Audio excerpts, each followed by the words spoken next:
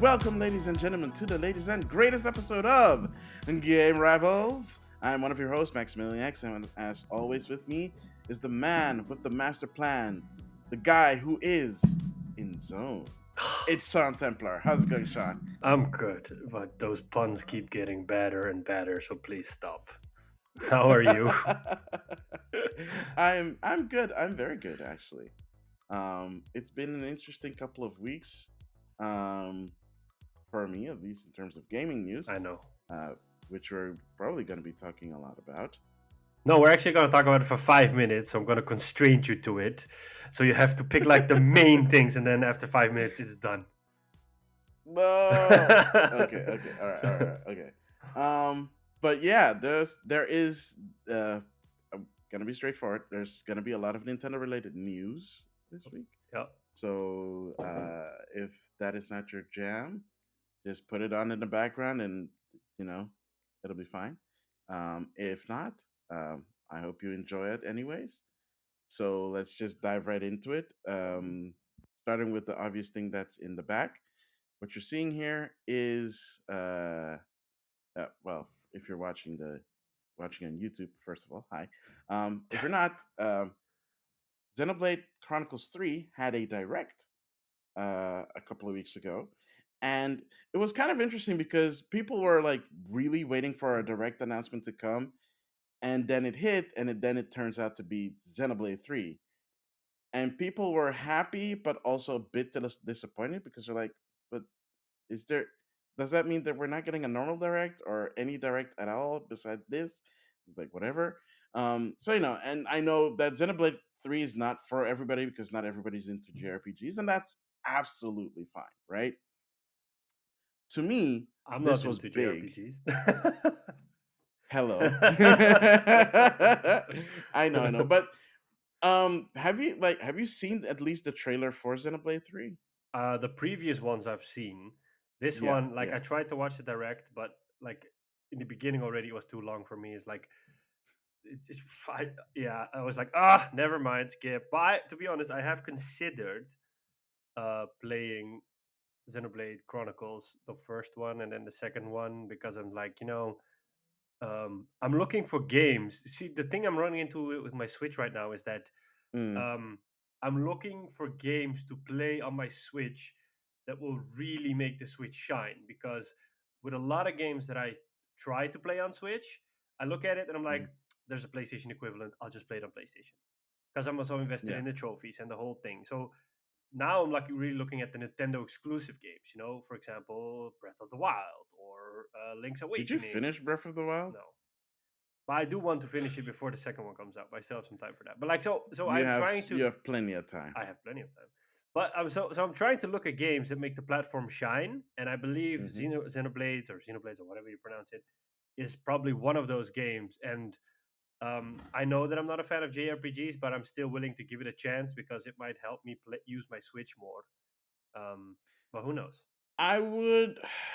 So story wise, they're not connected. So it doesn't matter if you play the first or the second one, or Okay. if you play them in order. So you don't have to worry about that. The second game does have DLC that is a standalone DLC. Mhm. That's a prequel. Okay. So if you want, you can play that separately. It's a shorter campaign. The battle system is way more streamlined and more direct and way more fun, in my Okay. opinion.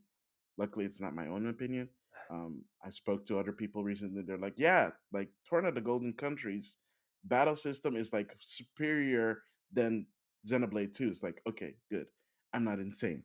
Um, so that one is like if you were to start with one, I think I would recommend two over one.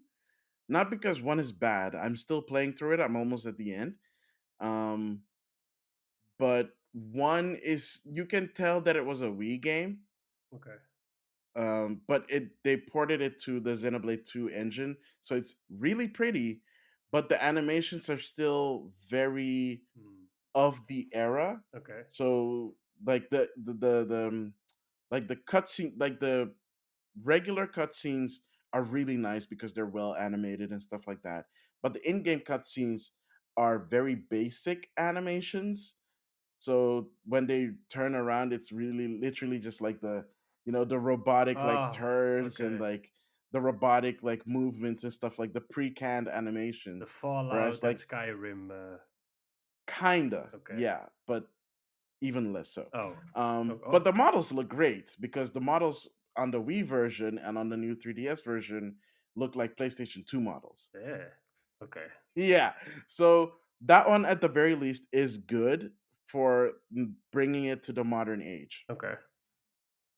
If the story interests you, the thing is, I don't know if I think 2 has it as well, but 1 definitely has it. There's a casual mode so that you don't have to worry about like grinding. Yeah, I don't like So grinding. you can just play the game and like do the battles. The battles can like in the later stages still are very engaging, Hmm. and you still have to use strategy, but you don't have to worry about getting wiped out every time. Okay. Yeah, because I don't like. Yeah. That's one So of the reasons why I don't play RPGs or JRPGs in general. Is up with the grinding, but yeah. it's cool that it's not necessarily in there if you don't want it. Yeah, I mean, there's a lot of side quests in both games, but again, you can skip them because it's side quests. You can just focus on the main Nice. story, which is really good, especially two.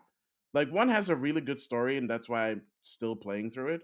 But two, like, it's equally good, but the intrigue is slightly better than in one. Okay.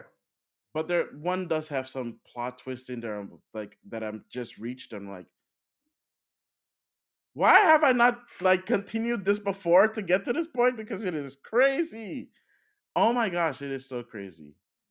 Um, but yeah, the direct talks more about the new mechanics in Xenoblade 3, and there is so much new battle mechanics in there. The story is also actually interesting. The story is probably the saddest one of Okay. like all three because the first one is about like this never-ending war between um the human like Homs and like the mechanical mechons. So like literally man versus machine. Okay. Um which is because it's a war, so it's automatically a little bit sad, but um it has lighthearted moments in there. And Xenoblade 2 starts off lighthearted, and then the plot starts and then it gets more serious, and it has some like primo like good scenes and like good story moments into Nice. um the prequel Torn in the Golden Country. Really great story. You finally get more information from the characters that were mentioned in the main game, so you finally get to see them, you finally get to experience how these characters are. And then with 3 it's like just instantly sad. It's like, yeah, people only have like 10 years to live and they're basically fighting a war all the time, and by the time they either die on the battlefield or when their 10 years is up, they get absorbed into like this godlike figure who's like their leader. And it's like, wow, that's actually kind of flippin' depressing. Kind of is. Yeah. And then they find out like there's more to the whole thing that meets the eye, and that's basically what the story is about, but we'll figure it out when the game comes out. And the battle mechanics, like they added so many new layers. So from what I can tell, the battle mechanics is very similar to Xenoblade 2, where it's still like you have auto attacks, but then you have like the special moves that you can do. um, but on top of that, you also have special combos that you can do besides that. And there's a fusion there's a I wanted to say fusion dance, but it's not a fusion dance. There's a fusion mechanic where you fuse with another character, and then you become like this giant behemoth thing that wrecks house. Um, and there's also a proper class system, which neither Xenoblade 1 or 2 had, which adds way more dynamics. So you can actually swap classes with one another and basically have all of them be like the same class, for example, or have two of them be healers, two of them be attackers, and yada yada yada, and just mix and match move sets and classes. and abilities, which is really it's really dope. It looks really exciting. The game looks flipping gorgeous. I can't like Xenoblade 2 was already pretty. Mhm. 3 is actually prettier, and I'm not even sure how they're doing it on the same system. I mean, I get it. It's been a couple of years since Xenoblade 2 came out, so they understand the system more. They're able to get more out of the play. Wow, first almost said Xbox, then said PlayStation. I meant the Switch. Um, it's just it's really crazy that they're able to do that with the Switch Yeah. after almost 6 years, 5 years, 5 years. So Imagine what they yeah, could do if they had an even newer Switch. I don't know. Maybe, probably better, probably better. Um, but yeah, I would totally recommend checking out the direct if you want to know more about that. The game is coming out in like less than a month. I'm super excited about it. I want to get the special edition, but it's still not available to pre-order Oh. in the US. They're already pre-ordered, and people are already reselling their pre-orders for Oh $300. wow. But how much is the normal price? The MSRP is? I don't know. I hang on a second. Let me check real quick. I don't think it's a lot. I At most I think it's like 120 or $100. I don't know. 90. It's 90. What? That's not a lot. The special edition is $90 and they're selling it for 250 to 350? And are Oh, people that is actually buying messed it? up. Of course people are buying it because you can only get it through the Nintendo to the My Nintendo shop. So you need to have a Nintendo Switch Online membership Yes. to be able to right? No, sorry. No, you don't need the membership, but it is only exclusive to Nintendo's online store. So you can't get it anywhere else outside of the store. So if the store sells out, that's it. So I'm assuming it's sold out. Don't know. Yeah. Yeah, so the first round of pre-orders was an absolute disaster with demand crashing the My Nintendo store within minutes. Well, obviously. Nintendo opened up pre-orders once again today, and even with a few weeks of preparation, the site is still struggling. Jeez. I can't even imagine how it's gonna be like on Nintendo of Europe's website when that is out. Crud.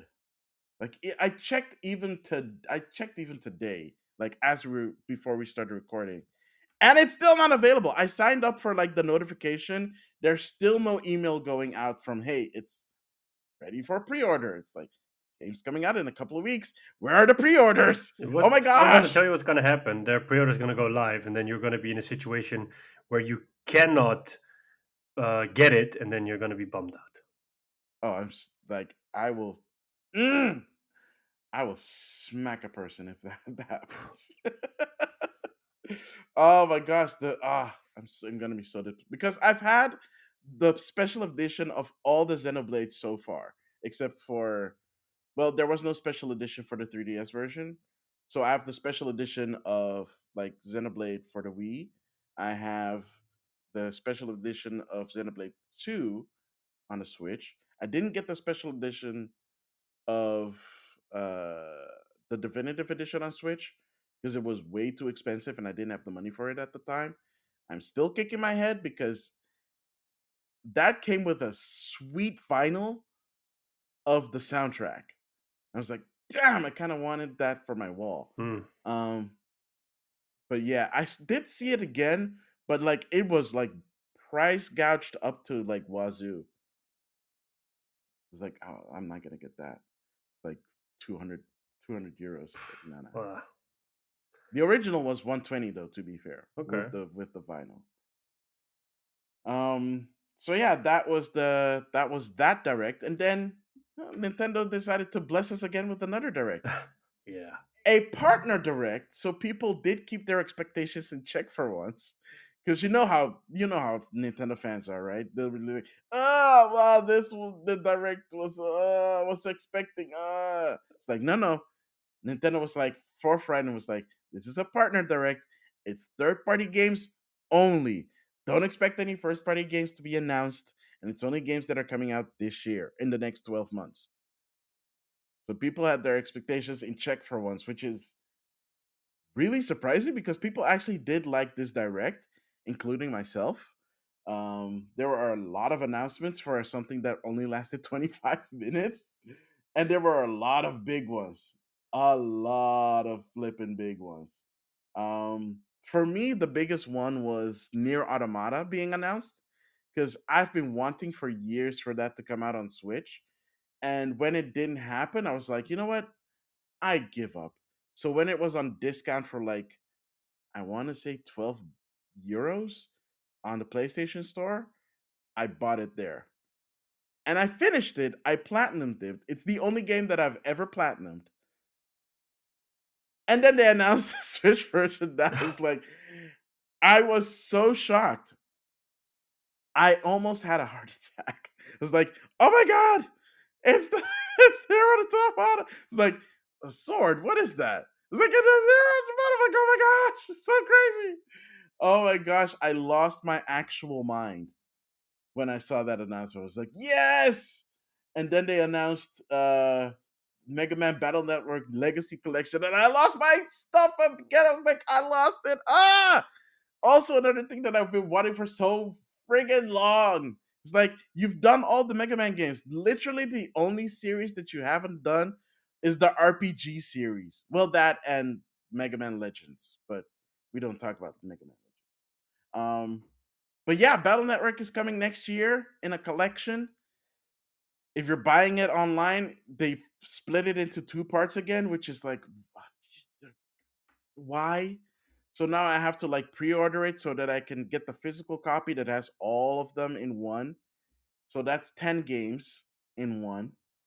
And it's an RPG, it's an RPG series, so they're all long. So if I wanted to, I could literally do like a whole year's worth of Mega Man Battle Network live streams if I got it, if I chose to do. I don't know if people are waiting for that. I don't know either. I doubt it, but it's there. They announced a bunch of other cool stuff. There was this really pretty indie game called Blanc with this fox and a deer, like this baby deer, and they have to make it through this desolate wasteland. There's like no dialogue in the game apparently, like no text. Sounds It's like just Journey. exactly. So I know that if I play that game, I'm probably gonna be crying at the end. No, I'm not even kidding because it looks so gosh darn adorable. There's probably something bad gonna happen to one of them or both of them. Well, So yeah, I'm looking forward to seeing that on stream. yeah, I would never stream something that would make me cry in public. Hey, look, it Um, shows a more sensitive side of you. uh-huh, yeah. Nah, you just take my word for it. They showed off Monkey Return to Monkey Island, which people were also looking forward to. It is a console. I think they said it was a console launch exclusive, so it's coming to Switch first. Well, Switch and PC first, and then it's gonna come to other consoles later. They can have it. So that's nice. Oh yeah, Blank is also a Switch exclusive. Um, they, there were a lot of farming simulator games that were they're not farming, but Harvest Moon like Yeah, games announced. There was Doraemon Story of Sequel Seasons, the sequel. So there's the second game. There was what is that called again? Where is it? Um, Square Enix came up with one. yeah, the Square Enix one that was called Harvest Stella or something.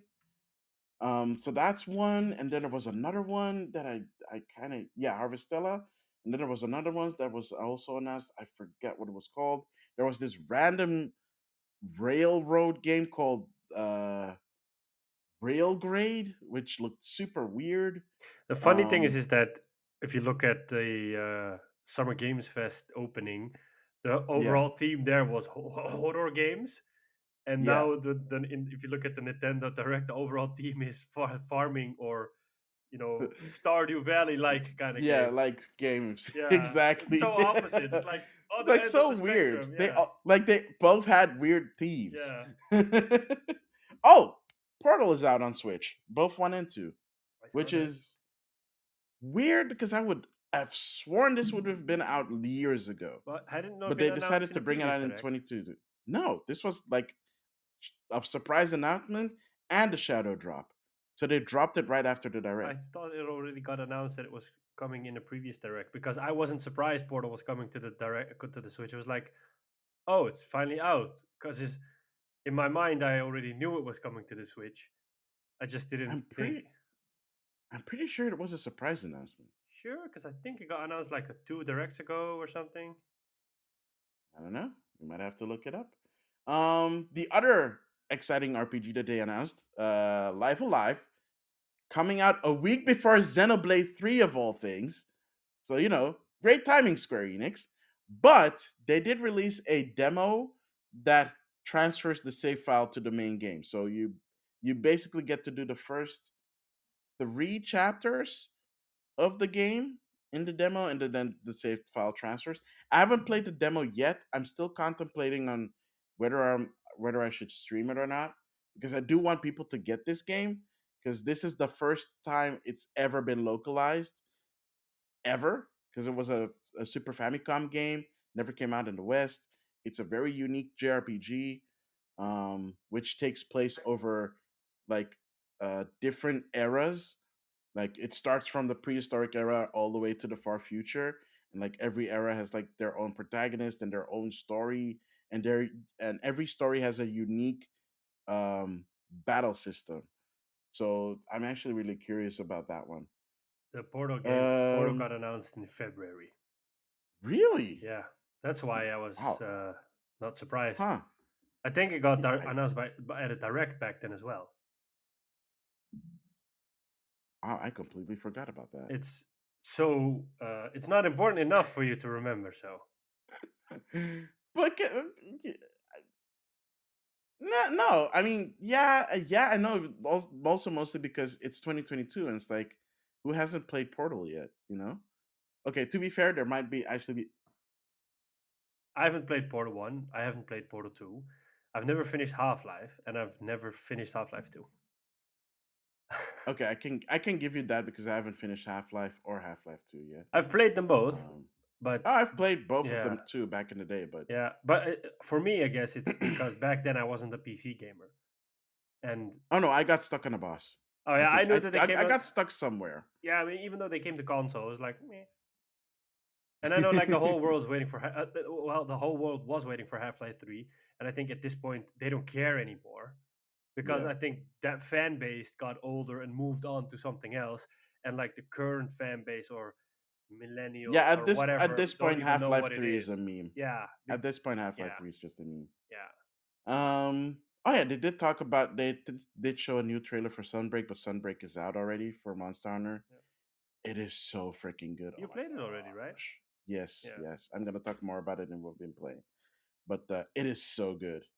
nice. And lastly, and probably the most importantly, and unfortunately, it got spoiled for me because the way they dropped this direct is they've never done this before. They just dropped the whole file, and for some stupid reason, as soon as that dropped, Atlas decided to drop the trailer for Persona 5, 4, and 3. Oh, So when I refreshed my subscription feed on YouTube, that showed up and was like, well, great. That got spoiled. So I when I saw it, I was happy, but it was already spoiled for me, so it wasn't a surprise anymore. yeah. But yeah, but I did do a live react to the rest of the direct. So 99.9% of the direct is my genuine like reactions, except for the last announcements where it's like, well, I'm happy it's Are here. you gonna get it? Oh, absolutely. Okay. I know that I already have it on PlayStation and I'm pretty far, Yeah. but I am gonna get it again, and I'm probably gonna finish it on Switch because it is way more convenient to play a JRPG that long Hmm. on something that I can just pick up and play. Okay. On PlayStation, I can't really pick up and play. I have to boot up the PlayStation. Takes a while. Then I get into the game. and then I can play again. You make it sound like it's one of those old Windows PCs that when you turn it on, you go grab coffee, you come back in 30 minutes, and then you get to play. Let's not exaggerate, okay? I mean, the PS4 is old. That's not that old. Oh, to be fair though, I do sometimes like boot up my PlayStation, get dinner, and then you know. But it doesn't take that long to boot up. That's just because you just found something else to do in the meanwhile. um, yeah. I mean, I guess. Yeah, yeah. But yeah, there are a bunch of other announcements made in the direct, which are really cool. I recommend looking up the direct or looking up my reaction video. Shameless plug there. Shameless plug. Hashtag shameless plug. Um, but yeah, it was a really good. It was actually a really good partner direct for once. Usually, the partner directs are not the strongest directs, so this one actually had some good stuff. Some surprises in there, really nice ones. There was a lot for a lot of people. Maybe not for everybody, but a lot for a lot of people. Um, Oh, one thing I almost forgot. One thing that they also showed off was Mario and Rabbids Sparks of Hope, Oh, that's true. which the day after had its own presentation, which showed off a lot more of the game, the new battle mechanic, which looks really nice. It's not grid based anymore, so it's less XCOM than the first game because the first game was very it mimicked a lot of XCOM 2 stuff. This one less so. It's still very tactical in how you play it, but you have way more freedom Hmm. in how you play the game, which is nice. The game looks really pretty. Of course, they had the head of Ubisoft Yves Guillemot. Milan. Oh, No, Milan. The David Soliani. Of course, this is the dude that basically heads the team. It's the dude that was crying on when they first showed off the first game when Miyamoto was like, "Did you not see that? no. That was at E3 like a couple of years ago, like 3-4 years ago." Maybe I just blurred out because, it's probably, when it's Nintendo related, I'm like, oh, blurred out. Uh huh. Mm, sure. Anyway, the showcase showed off a lot of stuff. Bowser's now a part of the team. They showed off Rabbit Rosalina and like a new character called Edge. Looks cool. I still haven't beat the first game, so might do that. Might finish that game before it comes out because the second one comes out October 20th. Um, so yeah, that was pretty good. Nice. That's pretty much all the Nintendo related stuff that was announced that I could think of. I'm sure there's stuff that I missed. Um, but what wasn't missed was an announcement by Sony, not PlayStation specifically, but Yeah, Sony, that was weird. that announced a bunch of gaming peripherals Yeah. for their new label InZone. Yep. So there's two gaming monitors And 3 headsets. and three headsets, Yeah. And it's but catered. it's not PlayStation branded. Nope. But if you look at like the headsets specifically, they do look very PlayStation 5. I think it's just like a common design language that they're using because, as well as the stand for the monitor, it looks like PS5 because it has like the dual tone, the Oh, black I and the haven't seen white. the monitors yet. Yeah, so the stand for the monitor, it's like the middle part of the stand basically looks like a Mm, very slim PlayStation because it's like white plastic on the outside, black plastic in the middle. So it's probably like a common design language. Um, mm, Before people go all sorts of crazy, let me put it this way: if you're a mm, PC gamer, you will understand the pricing of these monitors. If you're a mhm, console gamer, you won't because basically you don't understand how pricing works because they announced a 27-inch monitor which has 4K, 144 hertz. It uses an IPS mm. panel and uses 96 local dimming areas. But so that's display technology. Is certified for HDR 600. So all in all, it's a pretty good display for gaming. Um, Oh, I don't doubt that. yeah, but it has HDMI 2.1 two ports. It has DisplayPort. It has a built-in USB hub because it also has a KVM switch built into the screen. So Hmm. like it in here it retails for 1100 euros, and people would say, "Whoa, but that's a crazy amount of money Is for that a the monitor, 1080p one or the 4K the one? 4K one." I don't know Uh, how much the 1080p one is. The 1080p one is 240 hertz, so that's specifically aimed at FPS players on PC because on console you can't do it. mhm. The 4K one also supports G-Sync and also VRR. So it's like if you're looking for a monitor, it is probably one of the best monitors for your PlayStation. And yes, it costs 1100 euros, but that's Does it have basically, built-in speakers? yeah, as well. Oh, Yeah, cool. and Awesome. like a little RGB strip on the back. But Because of course it does. of course. But like before, people say like, "Oh, that's crazy amount of money for a screen." It is basically a normal price for a screen that's with those specs. Because if you look at similar displays with the Hmm. same amount of specs, it's either the Hmm. same price or it's higher. So Mm. just because people are poor bastards or students or whatever bullshit arguments they always bring up, because students aren't poor, they just choose to deal with their money poorly. That's my argument, and I'll probably get like a whole bitching about it. But I've been a student. If you manage your money, you can do whatever you want. But if you choose to piss your money away on drinks or whatever, yeah, then you'll be a poor student and live on ramen and bread and whatever. But anyways, that's a conversation for a different time. It Smiling and nodding, just the smiling and price nodding. is not crazy for the stuff you're getting. Yes, ideally you would want it to be cheaper, but this display is not aimed at a low end segment. This is aimed at the high PC gaming segment, and yes, at the same time, it's a good monitor for your PS5. You have to see it as an investment. You buy it once and you use it for years. So for Mm. those people that were expecting a 300 or a 400 euro monitor, you can't have that with the technology they put into it. So a lot of people were like, "Oh, this is crazy expensive." Like, it's not crazy expensive. The device they charge what the other competitors do as well. Of course, you would want them to undercut it, but then they'll sell it at a loss, and then they can never do a screen after this anymore. Or you could say, for 1100 euros, go buy yourself an LG OLED 42 inch. Then you have value for your money, but that also means you have a big screen on your desk, and some people don't want that. Fair point. Yeah, I will say this though, the headset is very interesting yeah, because all of them supports spatial audio yep, or 3D audio. yep, But like the wired one is 99 euros. yes. It is the cheapest of the one. I'm honestly contemplating maybe getting that one. Yeah, it has a built. Um, It has an included USB adapter as well if you want to use it on PC. So exactly. yeah, And I can use it on my PlayStation 4 as well if I wanted to. yeah. And then So, the two other models are wireless, and basically it's like a more of a comfort thingy. So like this, the more expensive one has like soft leather cups for your ears, and has like a few other smaller features. But basically, from like the main features are carried over to both.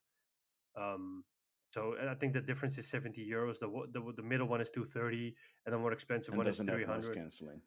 Yeah, I don't know if it's like noise canceling per se or noise canceling microphones. So there's something like the differences are minor. It's not like you're getting a really bad headset if you buy the middle one Yeah, or the no. wired one. I mean, they're all three good headsets. I just wonder how this will fit into the lineup with if you also have the Sony PlayStation 5 headset, which is also 99 euros, which is also wireless. So, like, how does this fit into that strategy?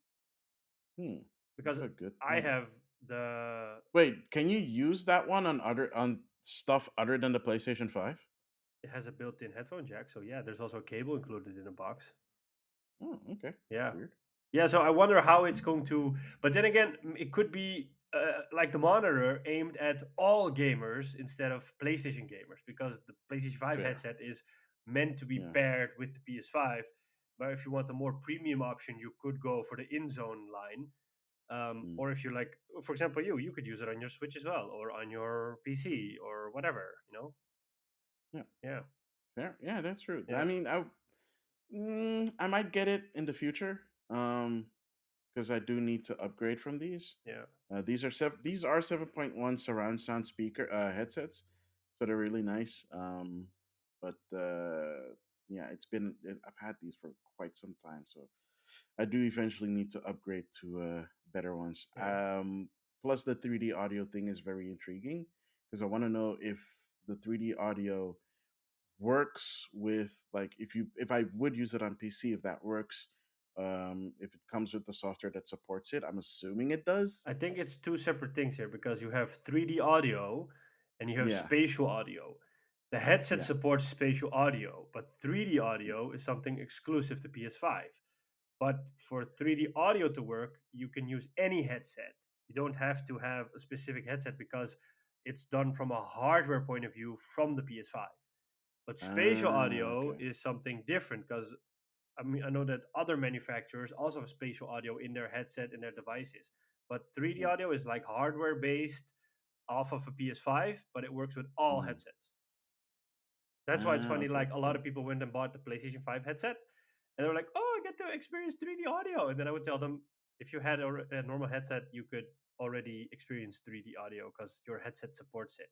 And they were like, "So I spent $100 for nothing?" It's like, I guess you should have read the man. You should have read the fine print. Yeah, Jeez. mind you, these were Oh, influencers that did it, so I would of expect course. them to know the most. But I expect too much. Oh well. I guess that's it. Unless you have any other news that. No, Oh, there is one more thing that I did want to announce, and it's a small thing, and I know that again you don't really care. I do. Sega finally announced that Fantasy Star Online 2 is coming to PlayStation 4 in the West this summer. yay! And it's free to play. It's a free to play one, so that makes me super duper happy. It's coming out August 31st. So yeah, I'm gonna have to buy a new hard drive for my PlayStation just for Or you could just that. remove Wait, games.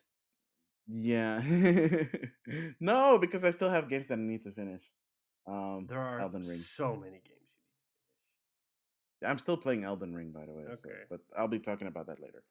Um, all right, yeah, that's it. Finally coming to PlayStation makes me happy because that means I can finally play the game because I don't have a PC that can play the game, and I don't have an Xbox to play the game. So, Maybe you yeah, should get a Series S. I saw one for 225 the other day.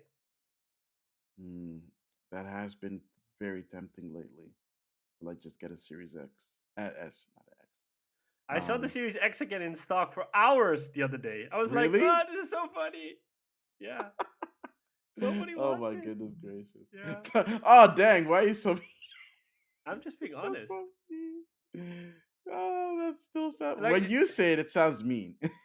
when I say a lot of things, it sounds mean. It's just a matter of interpretation. Mm, all right.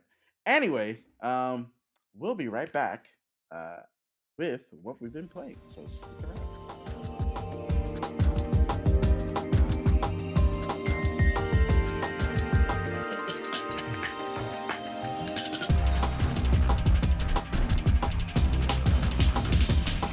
And welcome back, ladies and gentlemen, to the second segment, which is, of course, what we've been playing. Sean Templar, what have you been playing? I've been playing a few games. The new PlayStation Plus came out in here as well, finally. So I Finally. upgraded to extra because I, I didn't really saw a use for premium. So I got extra, which means you get like the. Initially they said it was gonna be over 700 games, but in the end Sony did a little bit more than that. It's over 800 games. So I think the exact amount is like 840. Ooh, nice. Yeah, so I downloaded Guardians of the Galaxy. I downloaded Ghost of Tsushima, the director's cut. I downloaded Demon Hmm. Souls. Um, I only played Guardians of the Galaxy so far, but I'm really liking it. It's as I said, Nice. like I was not expecting the game to be this well. I think it's like I really don't the think anybody was expecting the game to be this well. especially after Avengers, like everybody was like, meh, you know. I was like, meh, but I think it's Yeah. really like the underdog of last year, and it's really fun. It's cool to see that. So um it's basically an action adventure game, and it's a pretty long one as well. I'm only in chapter 3 or 4 right now, and it's like 14 chapters. And Hmm. you know, it's just funny Guardians of the Galaxy like you're kind of used to from the movies. The combat is fun. It's cool to see that like all the guardians have different abilities they can use in combat, and then you can kind of like mash those combos together. There's like a combo meter with like all sorts of words like marvelous, amazing, like when you hit enemies or do combos, and you can tie Yeah. those combos together to do more damage. But it's also cool that like all the guardians have their own abilities to solve puzzles. So sometimes you need to lean on different abilities to solve environmental puzzles, which makes it fun. There's also a bit of like some kind of dialogue option. So sometimes your team is just talking, and you can choose to respond in certain ways, and they will remember certain replies. So there's one part where Yeah. you're in this canyon, and then you need to get across, and then you can choose to have Drax throw Rocket over the gap, or you can just say, "Oh, let's try to find another way." So I chose to throw Rocket across, and he didn't like that, and he was really upset and pissed about it. And then you see like in the upper right corner, you see like Rocket's really upset with you that you made him, you made Drax throw him, and then later you get that back. Like Rocket's still upset, and then he might not do certain things, or he might do certain things in the story. Hmm. So it's cool to see that element in there. Yeah, I would definitely recommend it, especially if you're a PlayStation gamer. Then you can just get PlayStation Extra, and it's in there included, so you don't have to buy the full game for 60 or 80 bucks. Um, so I've been playing a little bit of that, and then Hmm. I've still been playing a little bit of Battlefield. Um, After the last few patches, the game's really getting good. There's no more really annoying issues. It feels like they fixed most stuff. It's just that the game really needs a lot of content right now. First season started. I got the battle pass. I'm just trying to get through the tiers, and you get like fun unlocks like new weapons or helicopters or skins or whatnots. There's also a new specialist. There's a new map. As I said last time, it's called Exposure. Um, the only thing that I'm experiencing right now is that like because they fixed a lot of stuff, they also fixed the issue in Portal, because in Portal you couldn't get like XP because people would just set up XP farms with bots, and then they decided to of course take away that option so that you could not, there was no real fun in playing Portal because you know you want to get XP, and now they fixed that in a way. So Hmm. there are some hardcore servers now because I personally play Call of Duty in hardcore as well. So like more than extra damage, no HUD, so it makes it a bit more realistic. So there are like a couple of servers that have hardcore options, but those servers are only really full at certain times of the day, so you can't play it throughout the whole day. It's more usually like in the evening that those servers are pretty full because unfortunately the player base for Battlefield, of course, has shrunken a lot. And I really No hope, kidding. yeah, like it's a bummer because now it's really in a place where it's just fun. So I really hope that players come back to the game because it definitely deserves a second chance. So like, if I'm not playing hardcore, I'm just playing the normal multiplayer. But yeah, I mean, like when hardcore, it's just so much more nicer because then like in 2 3 hits somebody dies, and the same goes for you. Whereas when Mm. you're playing normally, it feels like you have to sometimes unload the whole magazine because you also miss a few shots and stuff like that.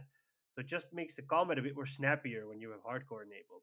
I was playing it this morning again, and yeah, they fixed a lot of the issues. So I'm really happy with that because I felt like the aim assist was really broken, and now they've also fixed that as well. Um, so I'm just having a lot of fun with Battlefield. I just pop in there, play for like an hour, sometimes a little bit longer, and then I just leave it as it is. Um, we're all, of course, waiting for Modern Warfare 2 to come out in October so that we can play that with our regular Call of Duty gang. In between, we're also playing Rainbow Six Siege, yeah, which is basically, Oh yeah, how's that going? yeah. So I haven't played this week, but last week we played a couple of matches. I'm starting to get better at that as well because you always also have to find like an operator that suits your style. And because we only bought the base game, we don't have like any of the season passes or year passes. You're missing a few of the operators, but it's still Hmm. fun to play because you know there's a bit of strategy involved and a little bit of planning and a lot of communicating with your team. um, there was this one match that we were there's like a hostage mission on an aircraft, and then it's on an airfield and you have to board the aircraft and then secure the hostage. And then at one point I was like up at the upper level crawling through some vents, and then I suddenly saw one guy and I was able to peek and I was able to take the guy out. And because you're hearing footsteps but you can't exactly determine where they're coming from, so you're getting a little bit paranoid, so you're constantly looking around 360 the whole time. And then eventually I got like 3 or 4 in a row because they all came from the same sides, you know. And I'm like, oh, okay, this is nice. And then I got eventually at that match, I was the MVP. I'm like, whoa, this I would never expect this to happen to me in a game like that because it's also skill based matchmaking. So you Yeah, get yeah. put into more harder matches, but it's a lot of fun. I didn't expect it to like it. Like I played Rainbow Six Vegas 1 and 2 in the past, and I love those games, but that's like years ago.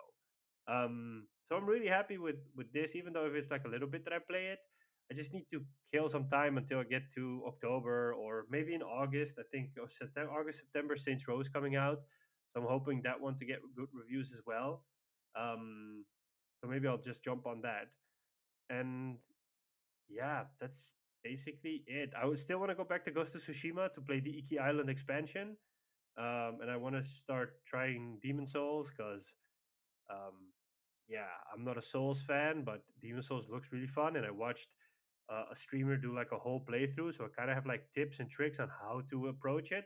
Because I'm gonna pick a Hmm. character with magic as well, so that way it's at least like a little bit easier to play. Because then you have like ranged combat and close combat. Hmm. But yeah, we'll see. I mean, I have time, so Yeah, you definitely yeah. do. So what have you been playing? Oh, well, Fall Guys finally came to Switch. Oh, that's right. Yeah, and it's free to play. Oh yes. So it's been a while since I've played Fall Guys. But the last time I played Fall Guys was on PlayStation, obviously, because it was part of the PlayStation Plus. Um, it's okay.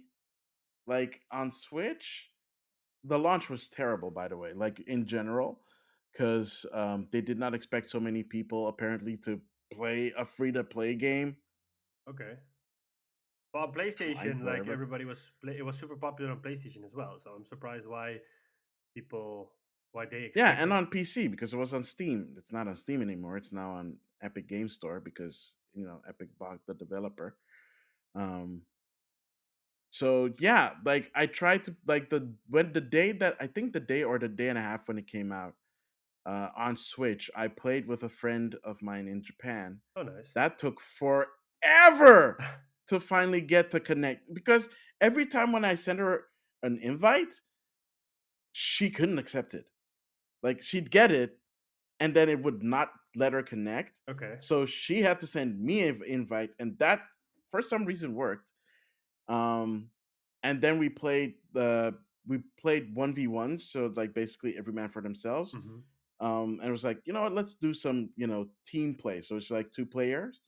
Like how you can play solo or like duos or quartets in Fortnite. Same thing in Fall Guys. So we played duos for a while, for like a very short while. We did like 2 3 matches, and then the whole game just crashed, and I had to boot up the game again, and Okay. she had to boot up the game again, and then we tried to do duels again. Nobody. Like you'd see like the player count, and then the player count would start to drop before the game even starts. And Okay. the game needs a minimum of 40 players for it to start the game. So we couldn't do that anymore. We switched back to solo, and then we were able to do a couple of more matches. She actually did win once. She Oh, got that's the nice. crown, Oh, cool. which is nice because it was her first time playing Fall Guys. She never played Fall Guys before because she doesn't have a PlayStation 4. She only has the Switch. Ah, Um, I never won a so crown this was though. her. So she played Fall Guys for the first time, and she got a crown. So it's like, yay, good for you. I Nice. was so happy for her. It's like, get it, get it. She was like, oh my god, there's just two more people. It's like just you and this guy, and then the dude fell into the goop and was like, yeah, she got It it. can be pretty It can be intense. really intense. Yeah. I almost got the crown too, and I just messed up at the last moment. It was just me and like two other guys. Oh man. It's like, and I got sick, and I'm like,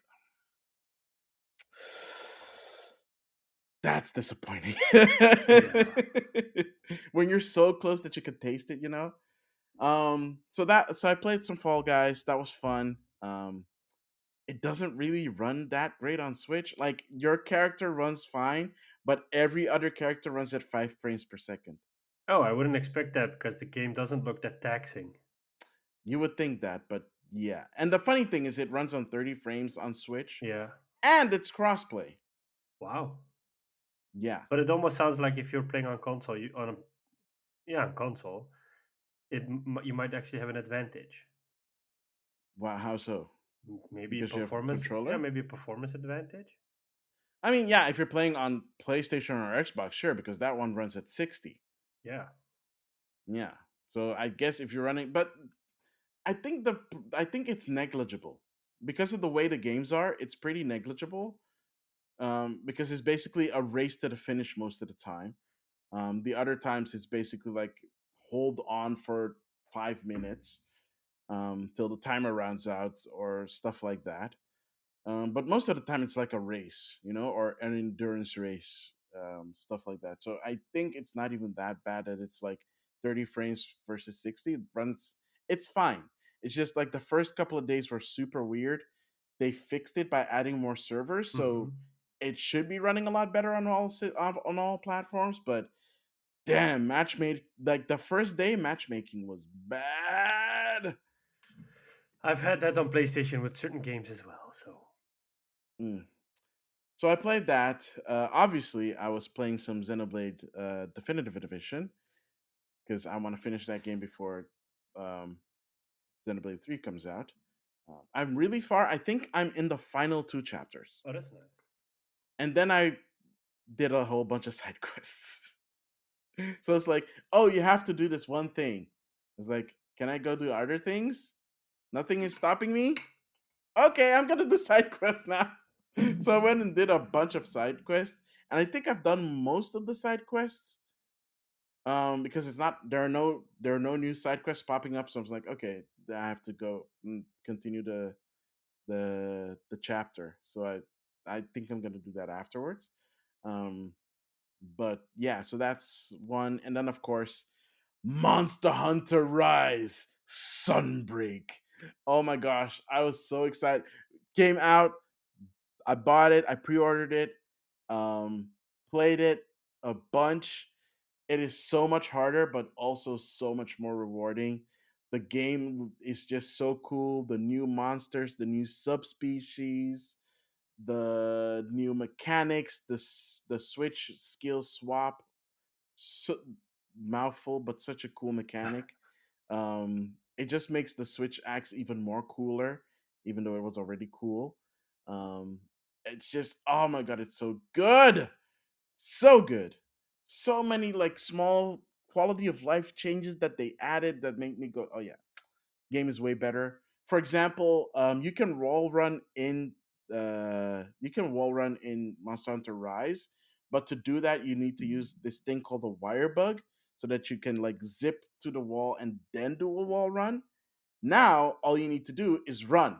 You run to the wall and you start a wall run. I'm like, the first time it happened, I was like, wait, I did not use a wire bug. Why am I running on the wall? I'm like, wait, did they just add that? That was like so good. I'm like, yes, because it makes it so much better to like maneuver around monsters if you're like in a tight room and you don't have to worry about like a wire bug, because they have to recharge every time you use them.